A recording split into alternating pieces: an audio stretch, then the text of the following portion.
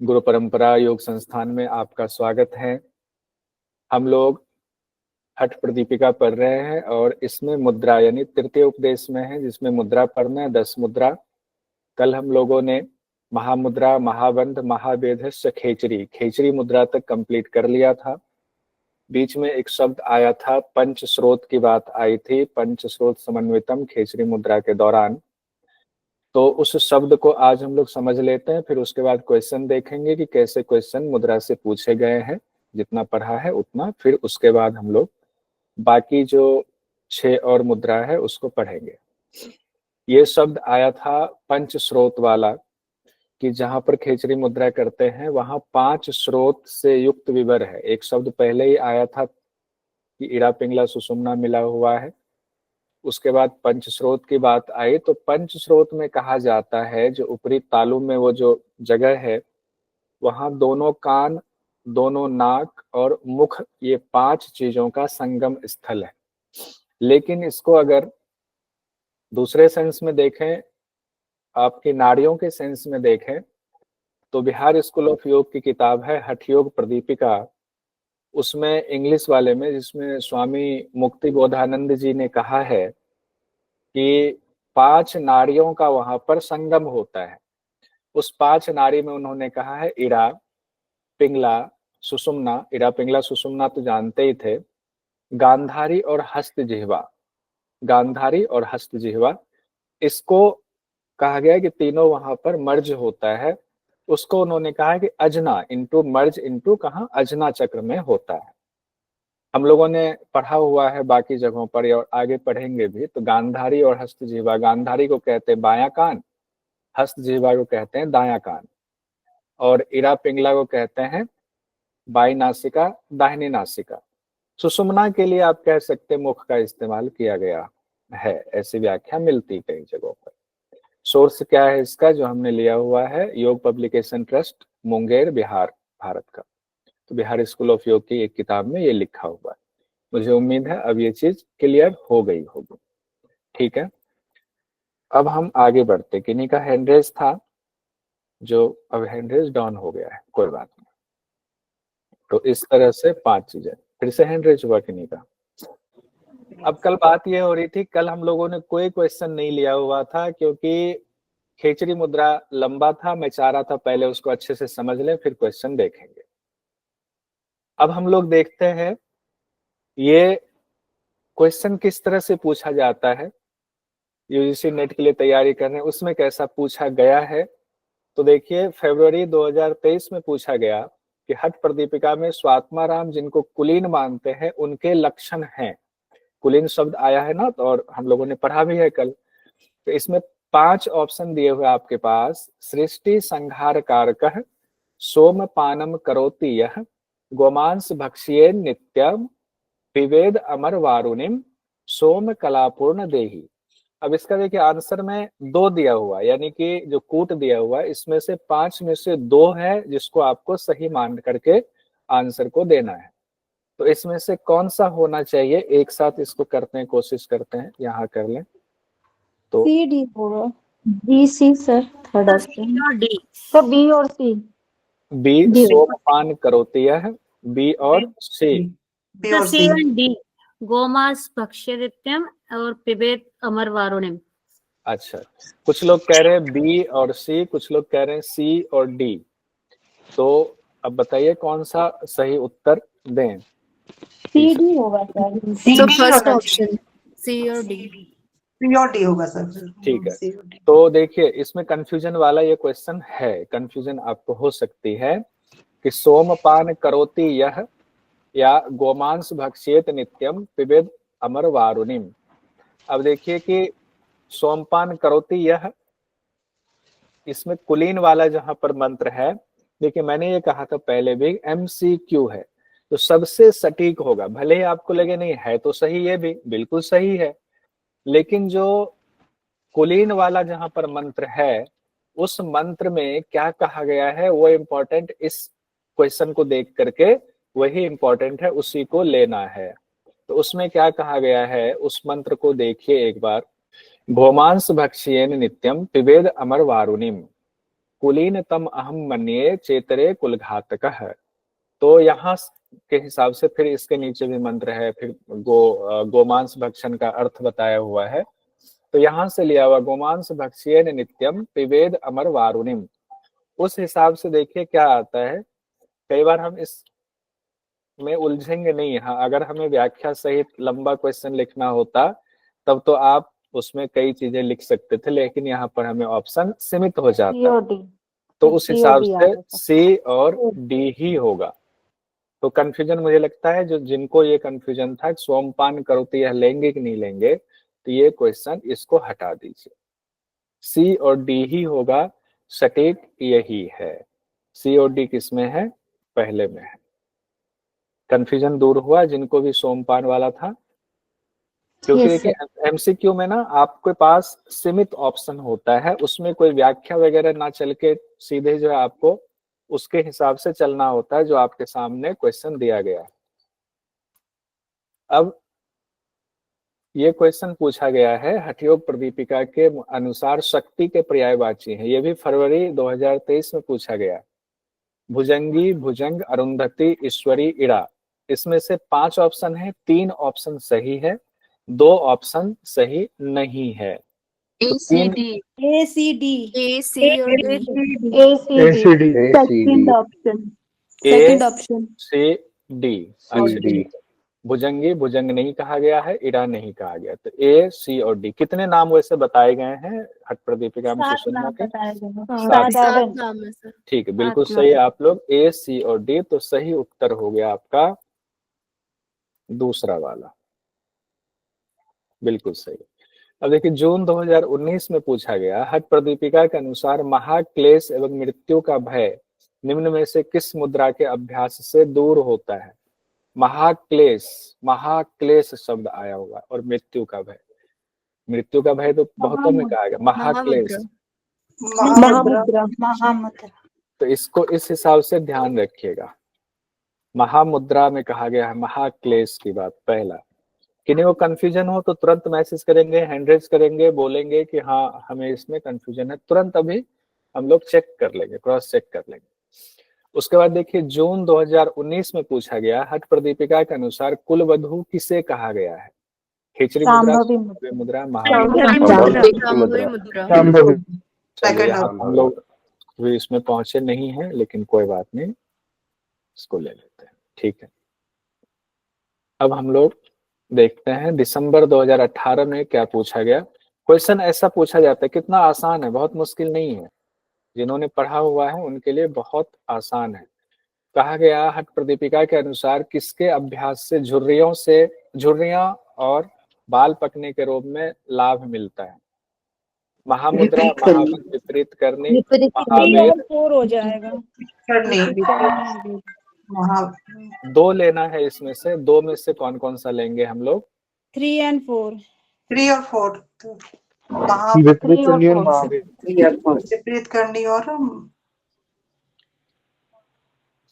किन्हीं को कंफ्यूजन? विपरीत करनी और महावेद मुद्रा। महावेद कंफर्म है ना कि कोई इसमें देखना है? नहीं सर, कंफर्म है महावेद और विपरीत करनी। चलिए आपका कंफर्म, बाकी लोगों का? यस सर सही है। यस सर, तो सही उत्तर हो गया आपका।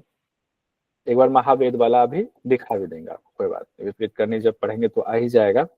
इस हिसाब से उत्तर हुआ हमारा तीसरा। तो एक बार हम लोग महावेद वाला देख ही लेते हैं।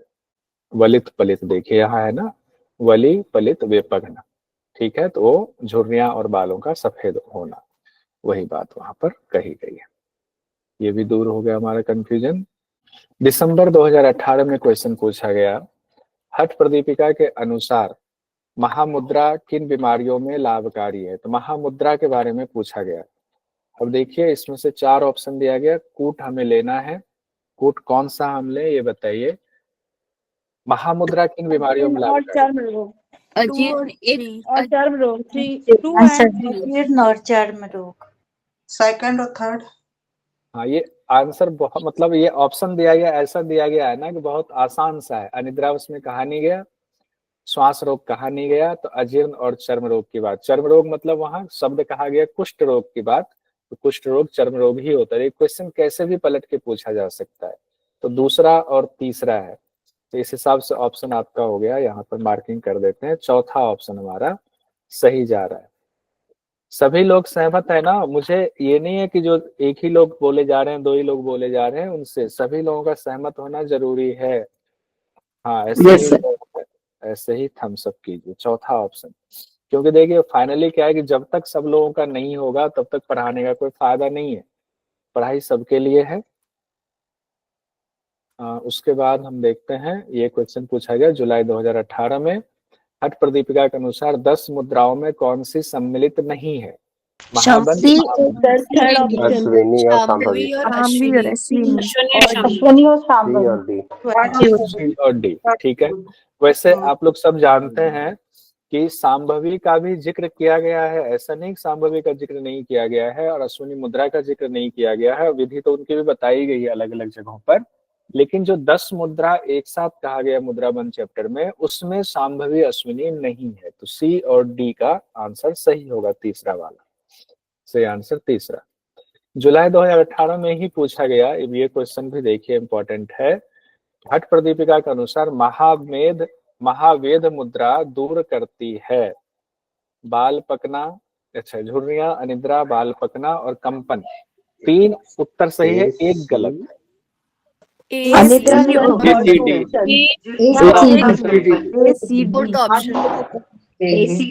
एसीडी। उसमें अनिद्रा वाला नहीं दिया हुआ था, झुर्रियां, वलित पलित वेपक ने कहा गया था, कंपन। तो ए, सी और डी आंसर हो गया सही उत्तर, चौथा वाला। अभी हम लोगों ने देखा भी था, यहां तक हमने देख लिया क्वेश्चन किस तरह से पूछा जाता है, कल जो हम लोगों ने पढ़ा। तो बहुत आसान है, कोई दिक्कत वाली बात नहीं है। अगर आप पढ़ के जाएंगे, जिनकी क्लास मिस हो गई वो वीडियो देख ले, वीडियो देख करके फिर क्वेश्चन को लगाने की कोशिश करें, हो जाएगा। उसके बाद और भी क्वेश्चन हम लोग कर लेंगे बाद में। अब हम लोग उद्यान बंद से शुरू करते हैं आज की कक्षा में, जो कल तक जहां रुके थे उससे आगे। उद्यान नाम शब्द परा ही क्यों उद्यान कहा जाता है? पहला सवाल तो यही है। तो हठ प्रदीपिका में आपने देखा खेचरी शब्द क्यों इस्तेमाल हुआ, उसका भी कारण बताया गया है। उद्यान नाम क्यों पड़ा, उसकी भी वजह बताई गई है हठ प्रदीपिका में। उद्यान के बारे में कहा गया है, बद्धो येन सुषुम्नायाम प्राणस्तु उड्यते यतः तस्मात् उद्यान अनाख्यम योगी भी समुदाहृतः। कहते हैं कि सुषुम्ना के अंदर जो प्राण निरुद्ध होता है, उस अभ्यास के द्वारा ऊपर उठाया जाता है। इसी अभ्यास के द्वारा, किसके द्वारा? उद्यान के द्वारा। यानी आकाश मार्ग में उद्यान मतलब उड़ान भरना।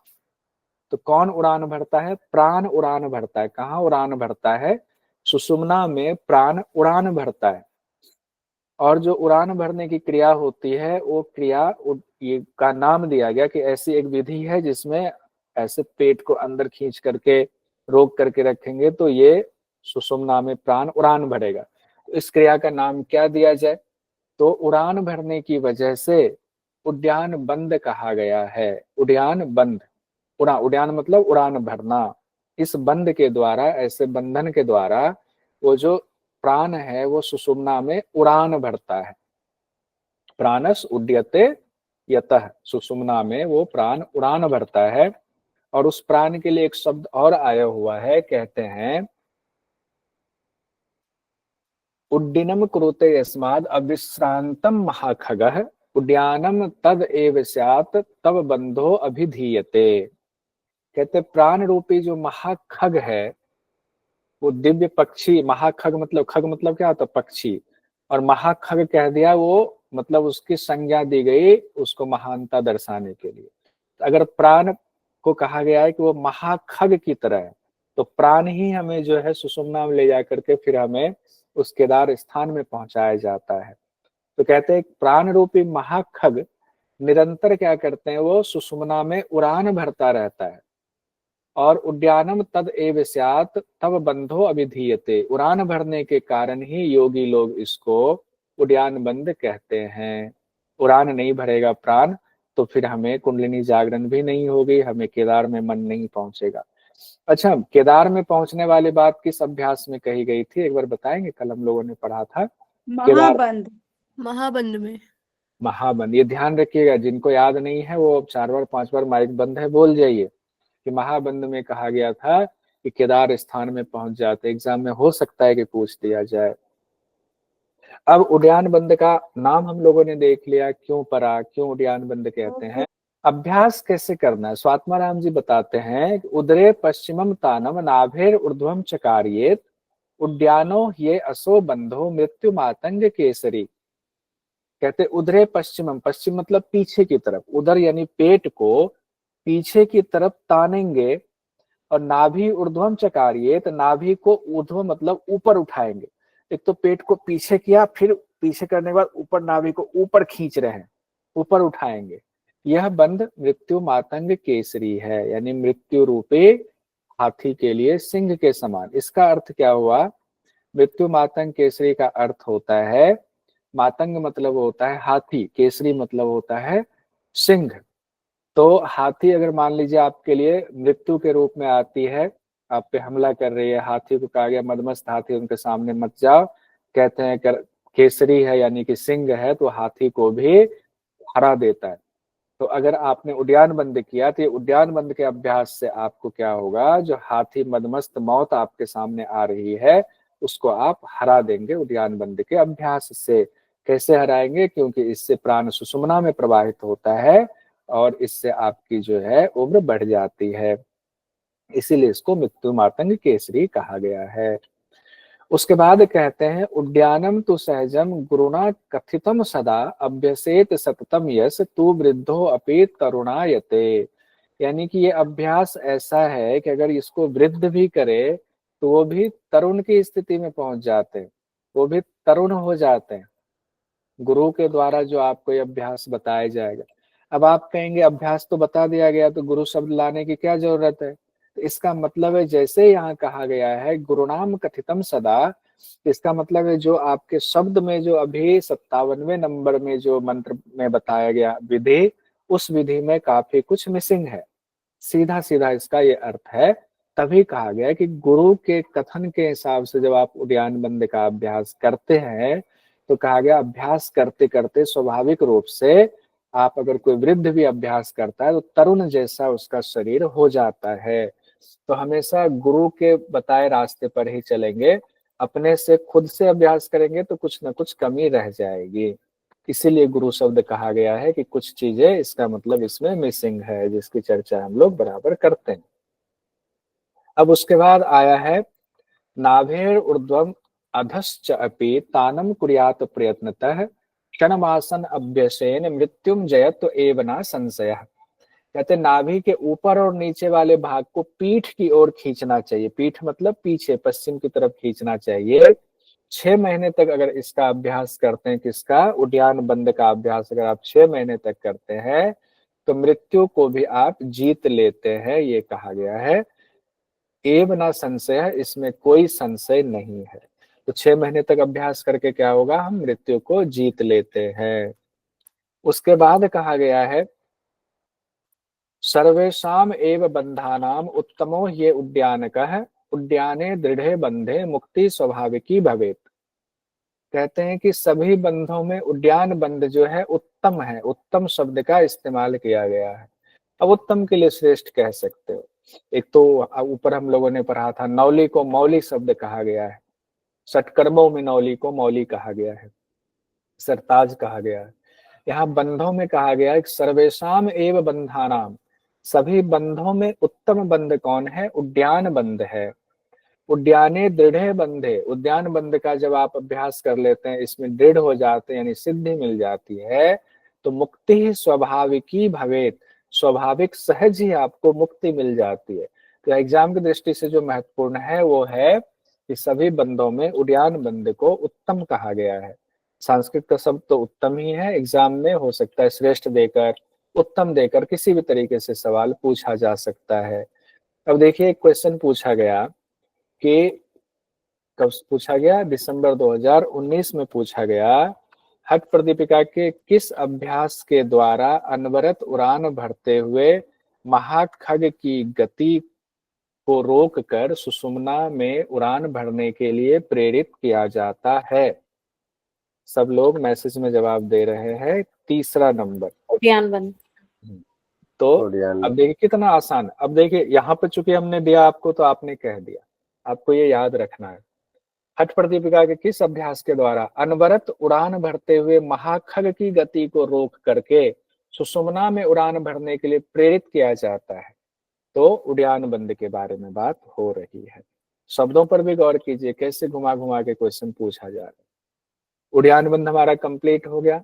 ज्यादा कुछ नहीं बताया गया है, लेकिन जितना बताया गया है बहुत महत्वपूर्ण है। वृद्ध भी कहा गया तरुण के समान हो जाते हैं। अब हम लोग आते हैं मूल बंद पे।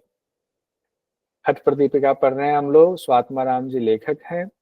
मूल बंद का अभ्यास के बारे में कहा गया, पार्षणी भागेन संपीड्य योनिम आकुंचयेद गुदम अपानम ऊर्ध्वम आकृष्य मूल बंधो अभिधीयते। एड़ी, पार्षणी मतलब एड़ी कहा गया है। एड़ी के भाग से संपीड्य मतलब होता है दबाना, पीड़न करना। यौनि स्थान का, यौनि स्थान क्या होता है कि गुदा द्वार यहाँ हमने लिख दिया है, लेकिन यौनि स्थान होता है आपके गुदा और लिंग के बीच का जो स्थान है, वहां दबाना होता है। तो सिवनी स्थान को कहा गया है, यौनि स्थान को कहा गया है एड़ी से दबाना है। और आकुंचित गुदम यानी गुदा को आकुंचन कर लेना है, एकदम खींच के लॉक करके रखना है। फिर अपान वायु को, अपानम ऊर्ध्वम, अपान वायु को ऊपर उठाना है। अपानम ऊर्ध्वम आकृष्य, अपान वायु को ऊपर उठाना है, खींचना है। यही मूल बंधो अभिधीयते, इसे ही मूल बंध का अभ्यास कहा गया है। तो इसमें दो चीज हो गया ना, मूल बंध में सिर्फ ये नहीं है गुदा का आकुंचन किया, उसके साथ साथ आपको सपोर्ट के लिए एड़ी से भी आप दबाएंगे, उसके बाद गुदा को और आकुंचन करेंगे। तो मूल बंध के बारे में ये बात कही गई है। कहाँ पर? हठ प्रदीपिका में कही गई है। उससे क्या होता है देखिए, बहुत महत्वपूर्ण है, अभी खत्म नहीं हुआ है मूल बंध का अभ्यास। कहते हैं अधो गतिम अपानम वा ऊर्ध्वगम कुरुते बलात् आकुंचनेन तम प्राहुर मूल बंधम ही योगिना है।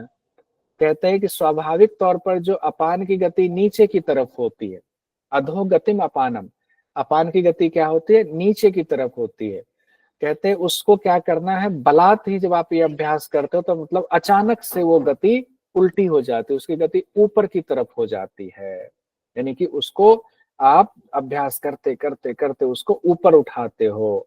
और जब आप गुदा का आकुंचन कर रहे हो तो अभ्यास के दौरान सम्मिलित है, तब जो है अपान की गति क्या होती है? उल्टी हो जाती है, ऊपर की तरफ हो जाती है।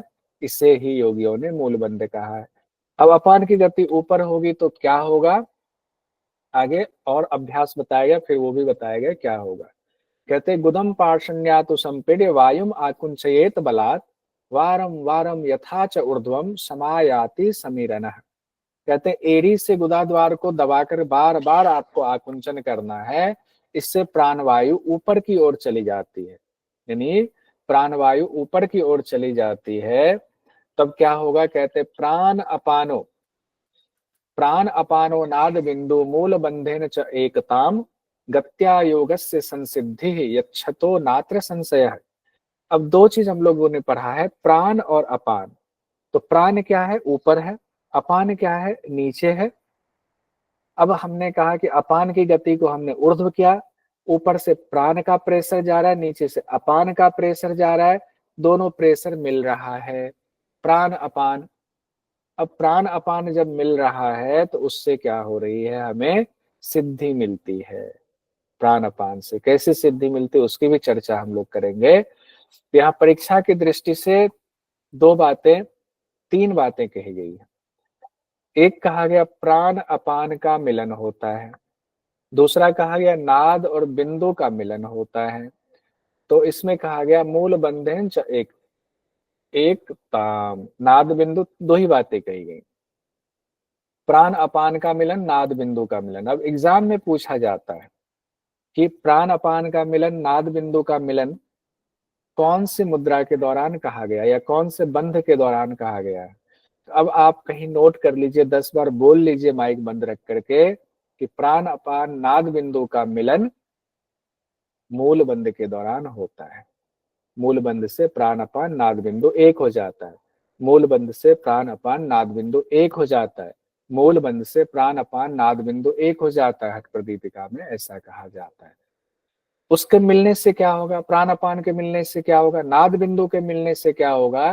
कहते हैं कि तब जाकर के गत्वा योगस्य संसिद्धि, तब आपको योग में सिद्धि मिलती है, योग में सफलता मिलती है, इसमें कोई संशय नहीं है।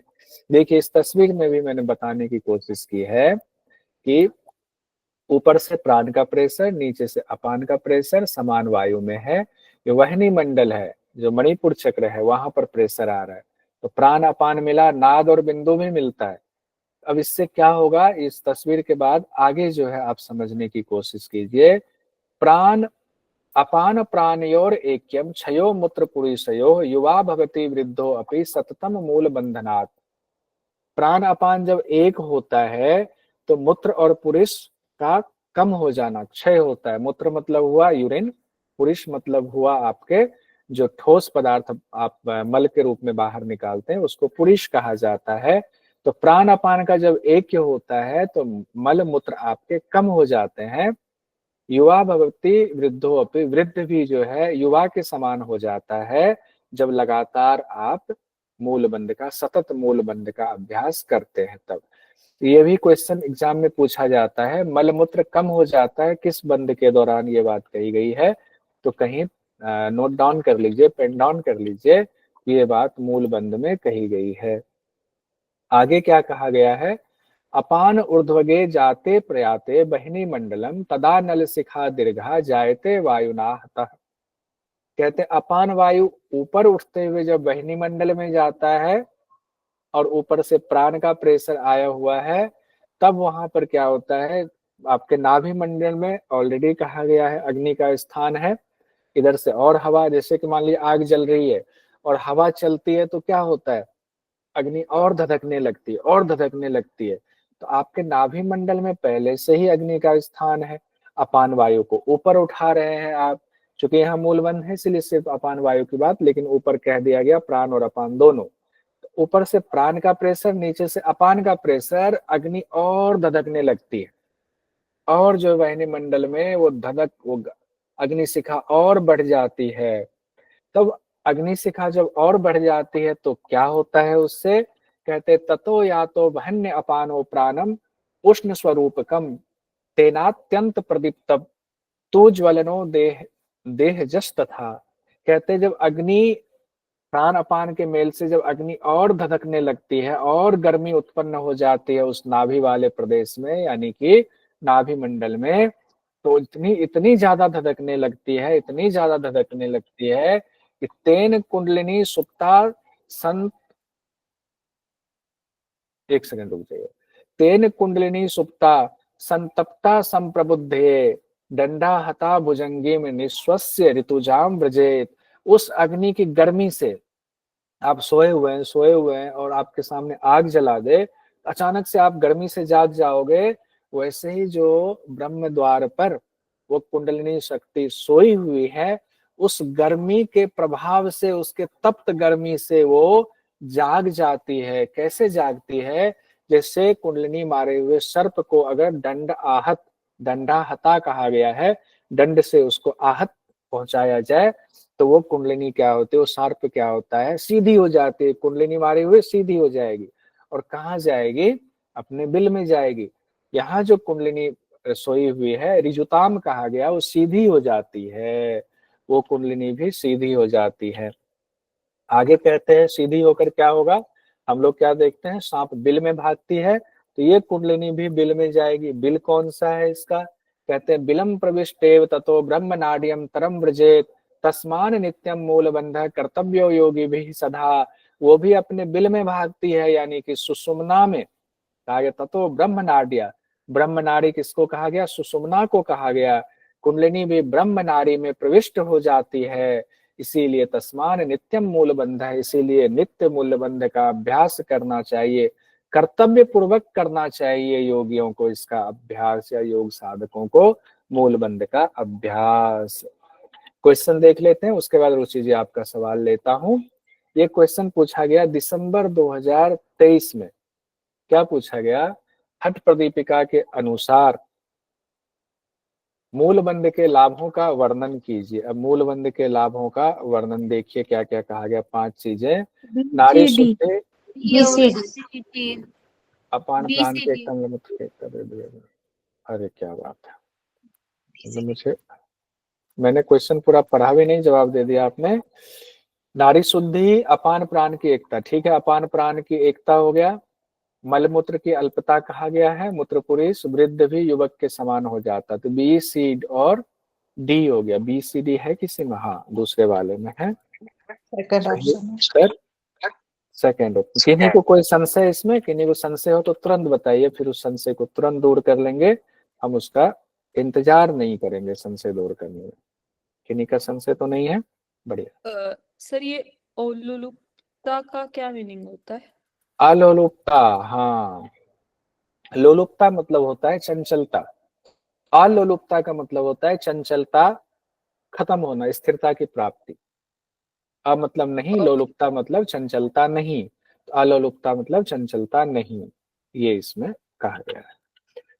अब आइए, जनवरी 2017 में सवाल पूछा गया कि हठ प्रदीपिका के अनुसार मूलबंध की कौन सी विधि प्रयोग की जाती है। हठ प्रदीपिका में मूलबंध की क्या विधि बताएगा? 2 और 3। उदर का संकुचन, गुदा को एडिस दबाना, योनि का संकुचन, वक्ष का संकुचन। बहुत आसान। कौन सा होगा आंसर हमारा?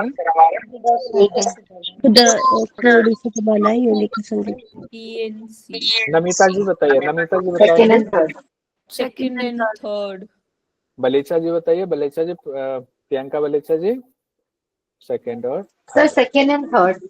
बहुत बढ़िया, तो दूसरा उत्तर सही है। जालंधर वन पर आने से पहले जो सवाल है रुचि जी का और सरिता जी ने हैंड रेज किया है। रुचि जी पहले आप बताइए, फिर सरिता जी, जल्दी से, फिर आगे बढ़ते हैं। जी सर, मेरा था ना कि प्राण और अपान एक हो जाता है, तो वैसे ही नाद और बिंदु एक, मतलब नाद और बिंदु क्या है? नाद और बिंदु के बारे में बस उतना ही कहा गया, हठ प्रदीपिका में उससे ज्यादा नहीं कहा गया है। लेकिन नाद और बिंदु एक होने का तात्पर्य यह है कि जो बिंदु ऊपर से आ रहा है ना, बिंदु स्थान कहा गया। देखिए, बिंदु के लिए 2 शब्द इस्तेमाल, ये कई बार आपको आएगा। बिंदु एक तो कहा गया जो अमृत स्राव होता है उसी से बिंदु बनता है। बिंदु वहीं से आकर के जब आपके नीचे तक पहुंच गया तो बिंदु बन गया वो, यानी वीर्य या रज रूप में वो बिंदु हो जाता है। लेकिन जब तक ऊपर है तब तक वो अमृत स्वरूप है। कहा गया नाद। अब नाद क्या है? नाद एक आवाज है जो अनहद नाद कहा गया है। कहते हैं वो उसको कंट्रोल में करने से वो अनहद नाद और बिंदु भी एक हो जाता है। हालांकि हठ प्रदीपिका में इसकी व्याख्या नहीं की गई है, सिर्फ इतना देकर छोड़ दिया गया। तो शुरू से जो बात होती है कि सारी बातें नहीं बताई गई है, उतना ही बताया गया। लेकिन खेचरी में एक बात कही गई थी कि अभ्यास करते करते खेचरी मुद्रा का क्या होता है, जब हम उस रस को रोक लेते हैं वहां पर, तो क्या होता है, योगी की स्थिति ऐसी हो जाती है कि सुंदर स्त्रियों से भी अगर उनके आलिंगन हो तो उनका बिंदु छरित नहीं होता, और अगर बिंदु छरित होता है तो योनि मुद्रा के द्वारा वो ऊपर खींच लेते हैं, तो वो उन बिंदु को फिर अपना संग्रहित कर लेते हैं।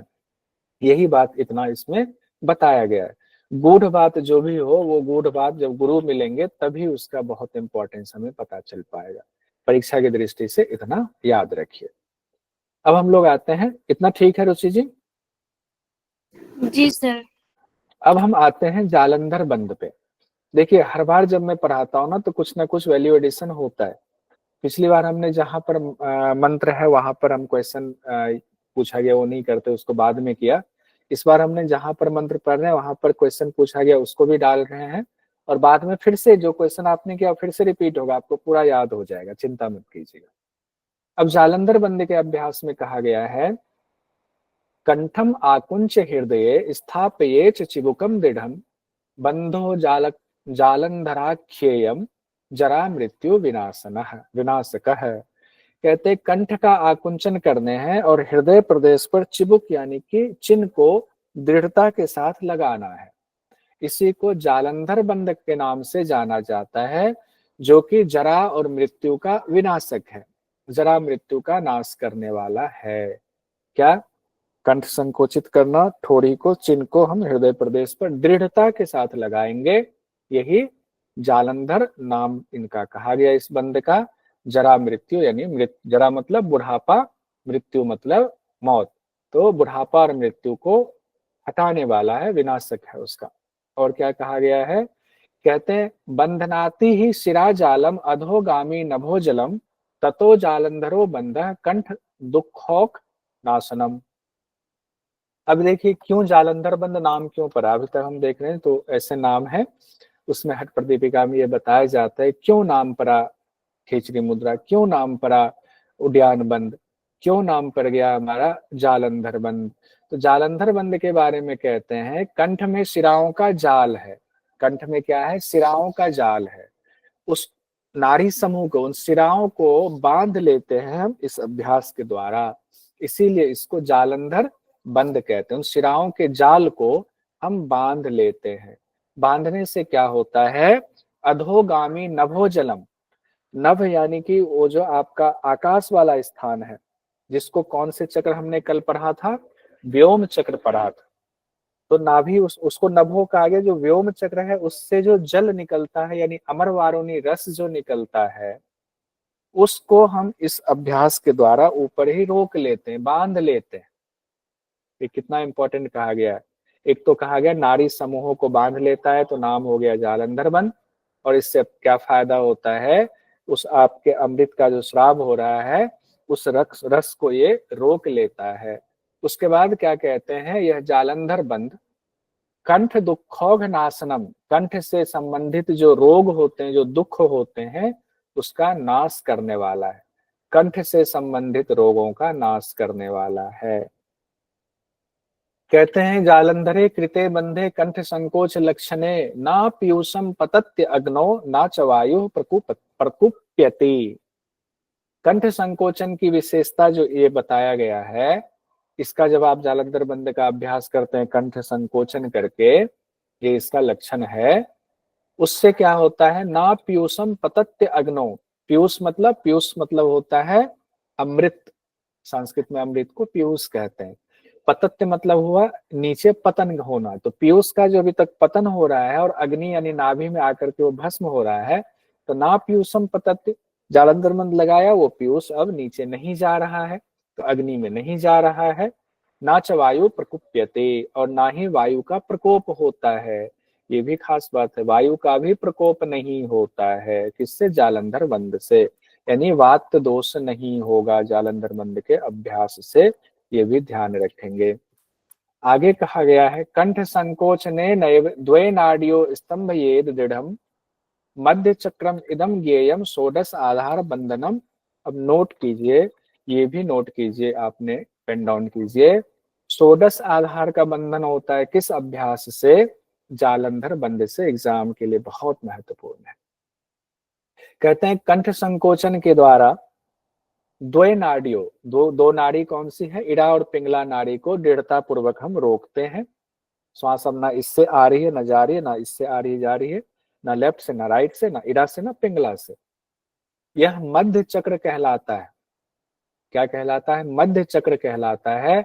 और इससे सभी 16 आधारों का बंधन होता है, उस पर नियंत्रण होता है।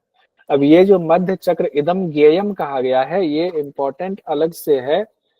अभी तक इससे संबंधित क्वेश्चन नहीं पूछा गया है, लेकिन एग्जामिनर कभी भी पूछ सकते हैं, तो आप एडवांस में ही इसकी तैयारी रखिए।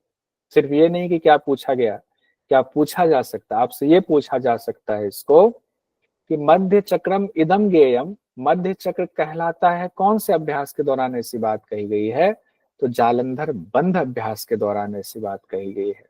उससे और क्या होता है, 16 आधारों का बंधन होता है। तो वेरी वेरी इंपॉर्टेंट हमने मार्क दिया हुआ है यहाँ पर कि हठ प्रदीपिका के मुताबिक 16 आधारों का बंधन किस मुद्रा के द्वारा होता है, तो जालंधर बंद के द्वारा होता है। किस बंद के द्वारा भी दे सकते हैं, किस मुद्रा भी दे सकते हैं, परेशान नहीं होंगे। अब देखिए बहुत महत्वपूर्ण चीज यहाँ पर हम आपके पास आ रहे हैं। अब मुद्रा के दौरान बंद का क्या क्रम होना चाहिए, हम लोगों ने प्राणायाम के दौरान बंद का क्रम देखा था। मुद्रा के दौरान बंद का क्रम देखिए, लिखा हुआ है मूल स्थानम समाकुंच उद्यानम तु कार्येत इराम च पिंगल्या बद्ध्वा वाह्येत पश्चिमे पथि। कहते हैं मूल स्थानम समाकुच्य, पहले मूल स्थान मतलब मूल बंद का यानी कि गुदा का आकुंचन करेंगे। उद्यानम तो कार्येत, उसके बाद उद्यान बंद करेंगे। इरा च पिंगल्या बद्ध्वा, इरा पिंगला को बांध कर यानी जालंधर बंद लगाना। अभी कहा गया इरा पिंगला को रोकने के बाद जालंधर बंद से है संबंधित। उसके बाद कहते हैं वाह्येत पश्चिमे पथि। पश्चिम मतलब अब यहाँ पर पश्चिमे का अर्थ ये है कि वायु को पश्चिम पथ में ले जाएंगे यानी सुषुम्ना मार्ग में प्रवाहित करेंगे, पीछे की तरफ सुषुम्ना मार्ग में वायु को प्रवाहित करेंगे। तो उस दौरान बंद के जो आप ये बंद लगाएंगे उद्यान बंद वगैरह, उसका क्रम बताया गया है। अब क्रम क्या हो गया, मुद्रा बंद अध्याय में क्या कहा गया, पहले मूल बंद लगाएंगे, फिर उद्यान बंद लगाएंगे, फिर जालंधर बंद क्रम से कहा गया। नीचे, बीच में, ऊपर, नीचे से ऊपर की तरफ कहा गया। लेकिन हम लोगों ने प्राणायाम वाले अध्याय में पढ़ा था पूर्ण का अंते जालंधर बंद, पूरक के अंत में जालंधर बंद, फिर मूल बंद, फिर उद्यान बंद, पहले ऊपर फिर नीचे फिर बीच वाला कहा गया था ना। रेचकांते, रेचक के अंत में उद्यान बंद लगाने की बात कही गई थी। ये दोनों आपको याद रखना पड़ेगा, इसीलिए यहाँ पर हमने आपको एक साथ कंपैरिजन कर दिया कि हठ प्रदीपिका में मुद्रा बंद वाले अध्याय में जो तीनों बंद लगाना है उसका क्रम है मूल बंद, उद्यान बंद, जालंधर बंद। और प्राणायाम वाले अध्याय में जो कुंभक वाला अध्याय है उसमें हम लोगों ने पढ़ा हुआ है पहले जालंधर बंद, फिर मूल बंद, फिर उद्यान बंद। ये ध्यान रखना है। इसके बाद क्या कहा गया है, अनेनैव विधानेन प्रयाति पवनोलयम ततो न जायते मृत्युर्जरा रोगादिकम, तथा इस विधि से प्राण लय को प्राप्त होता है तथा मृत्यु जरा रोग आदि नहीं होता है। ये जो विधि है उसके द्वारा मूलबंद, जो हम लोग मूलबंद, उद्यान बंद, जालंधर बंद लगाते हैं, इसके बारे में कहा गया है। अब तीनों बंद को एक साथ मिला करके कहा गया है बंध त्रयम इदम श्रेष्ठम महासिद्धेश्च सेवितम सर्वेषाम हठ तंत्राणाम साधनम योगिनो विदुः। सभी हठ तंत्र के साधन के रूप में महासिद्धों द्वारा सेवित इस बंध त्रय को श्रेष्ठ माना गया। अब ऊपर जो उत्तम कहा गया था, बंधों में उत्तम किसको कहा गया था, एक बार बताइए जरा। उद्यान बंद। उद्यान बंद को बंधों में से उत्तम कहा गया था। और यहाँ पर शब्द आया है बंध त्रयम इदम श्रेष्ठम। अब यहाँ तीनों बंद को मिला करके कहा गया है, श्रेष्ठ बताया गया है। ठीक है। और इससे क्या होता है, जब महासिद्धेश्च सेवितम, जब इसका सेवन करते हैं, अभ्यास करते हैं, तब कहते हैं सर्वेषाम हठ तंत्राणाम, सभी हठ तंत्र के साधन के रूप में साधनम योगिनो विदुः, महासिद्धों द्वारा इसको सेवन किया जाता है। सभी हठ तंत्र के साधन, तो सब जगह इसका इस्तेमाल होता है, महासिद्धों द्वारा इसका इस्तेमाल किया जाता है।